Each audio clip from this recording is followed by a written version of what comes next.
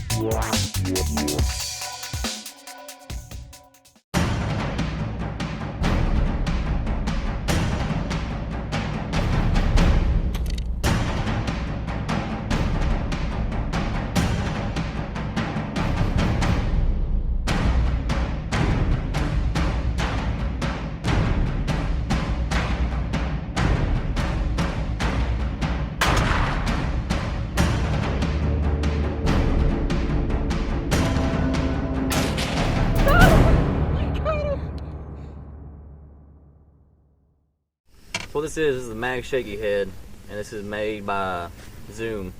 This is the Mag Trick Worm in red bugs. My favorite time to throw it in the summer. Best summertime color there is. And throwing it on a 5/8 ounce big shaky head. And what it is, what's so special about this shaky head is the hook of it. The hook is very big. As you can see, it's covered a lot of the worm to where I get a lot more hookup ratios, and the hook's real strong to where I'm getting it set the hook in their mouth, pretty good. I'm not losing very many fish at all on it. And what I like about the shaky head too is the flat side of it, so where it gives it more action, just sitting up more on the bottom of it like this. And so I'm working it and it's just bouncing on the bottom and getting a lot more bites that way versus a lot more shaky heads. And I've tried some other shaky heads before too, and I'm not sponsored by Excite at all, and I'm not at all. I just love their very big fan of their product. But I'm keeping the same worm for multiple fish, same shaky head for multiple fish, and it saves me a lot of money. And it's just a very good head of it. But I'm throwing it in about 15 to 20 foot of water here at Lake Fork and another local lake that I'm fishing, and doing pretty well. And I'm targeting the main lake points with a lot of this flooded timber around it. And so fishing all that flooded timber, you'd have a very stout rod with it. You gotta get these fish out of this timber, these brush piles that I'm fishing. And so I'm throwing it on a custom built real-time rod built here at Lake Fork. And it's a 7'3" heavy rod. And so I'm setting the hook in, I'm getting these fish out from that deep of water, I'm getting them out of that brush real easy. And throwing a 20-pound test. You have to have very thick line here, Lake Fork, with all this flooded timber. Don't want to break it off, and so you for sure want to retie after a couple fish, because that brush will start fraying your line, and you'll start losing big fish. You'll break your heart over it.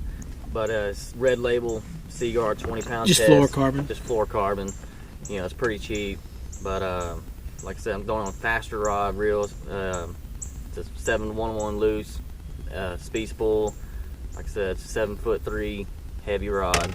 So I'm getting those fish out of that deep water, and they're not getting me hung up or anything like that. When I'm looking at the lake and dissecting it, I'm looking for main lake points with the creek channel swings right beside it. What they're doing is those fish are coming out of the creek channel, and it's kind of like a staging area.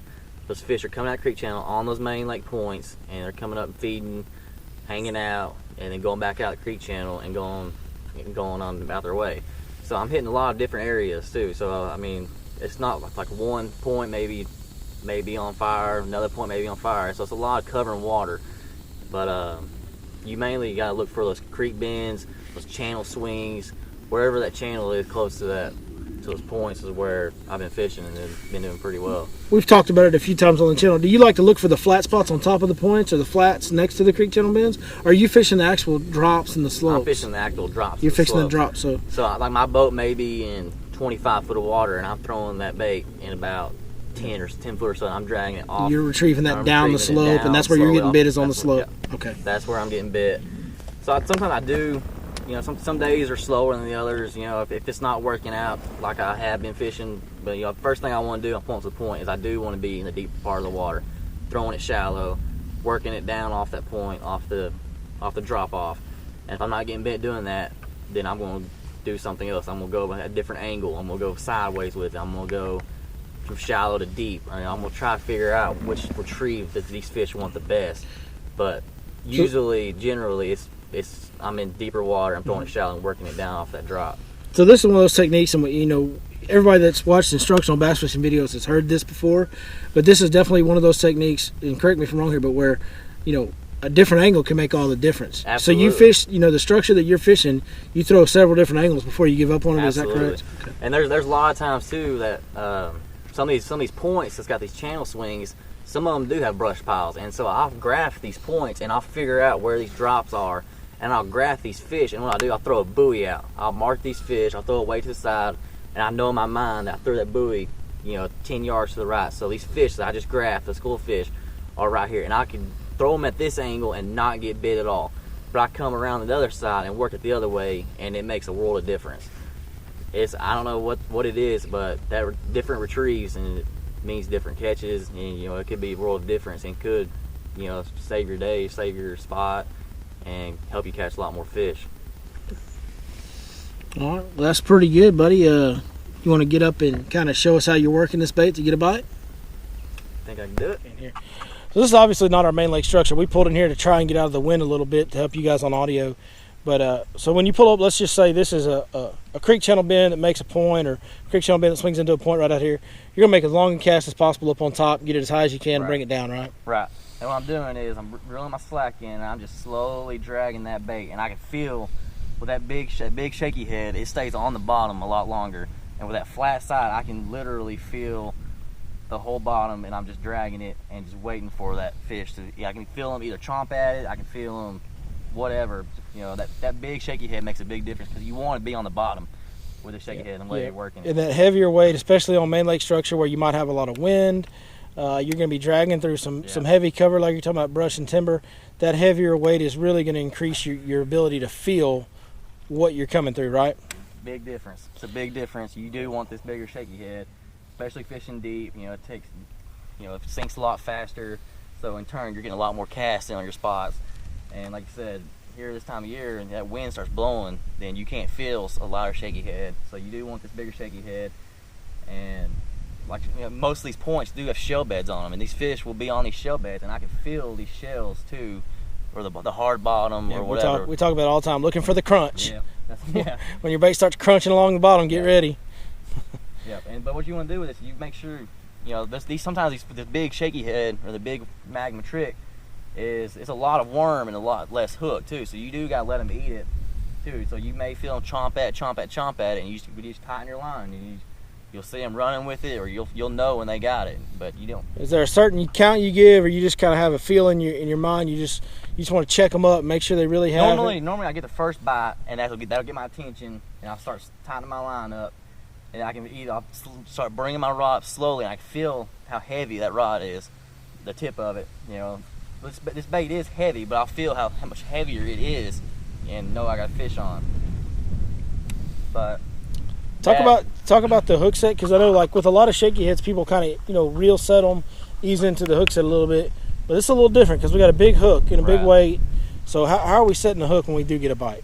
When we do get a bite, so I'm throwing it out there, and let's say I get a bite right here, and so I'm reeling down on it, and I'm laying into them pretty hard. Just as hard as a jig or a Texas rig, or you're not holding anything back on the hook set on this deal. Right. Because that big hook, right? Right. And you know, there's a lot of big fish out deep, and a lot of big fish caught in the summer. And so you always want to make sure, and you know, and especially being here at Lake Fork, you got all this timber, so you do want to get them out of that timber, but you don't want them to jump because they'll spit it out. And so you do have to have a good hook set in them, because I have seen several fish, big fish, come up and spit it out or come off of the boat. Sure. So you do got to get a good hook set on them. Anything that has a... And that's why I like this hook too, is because this hook is so thick and so big, it helps you out with that too. You know, people who don't set the hook, you know, you get that I don't know kind of hook set, and so the hook will really help you out too. There you go, guys. That's a pretty detailed explanation about a shaky head. Shaky head's a simple technique, but boy, it's a good one. It is a good one, especially during the summer out deep. It's my favorite way to catch them. It catches them real good. I don't spend quite as much time out deep as a lot of you guys, like yourself, and I know your dad does a lot. That deep water structure fishing, I like that shallow stuff, but man, when you get out there, that shaky head is definitely a tool that it's always in my head to throw that too. And between that and a jig, there ain't nothing better out deep with it. Catches a lot of big fish doing it. Yep, you did a good job. I mean, I wouldn't have, you know, the only thing that I maybe do a little bit different than you is I maybe focus on the flats out deep more so than the drops. I fish more of the flats than the drops, and it sounds like you fish more of the drops than the flats. Yep. And, you know, hey, fishing's not an exact science. We all do our own little things. Everybody's got their own style and their own way to fish. A lot of different ways to catch them, and that's part of what makes it so interesting and keeps us coming back, is it's a puzzle. You know, bass fishing's kind of like a puzzle. You learn from everybody. And then every time you get a good section of pieces together, somebody comes over and messes up all your pieces. Ain't that right? Yep. So, man, good job. Thanks for doing this. Thank you. Appreciate it a bunch. You guys check him out. He's linked below. Austyn Fowler, second generation guide. He's a hammer out here, grew up on the lake. If y'all want to go out on Lake Fork, learn how to throw a shaky head out deep, give this man a call.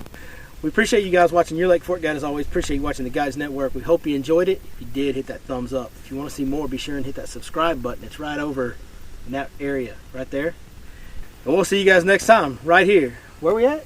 Your Lake Fork Guide.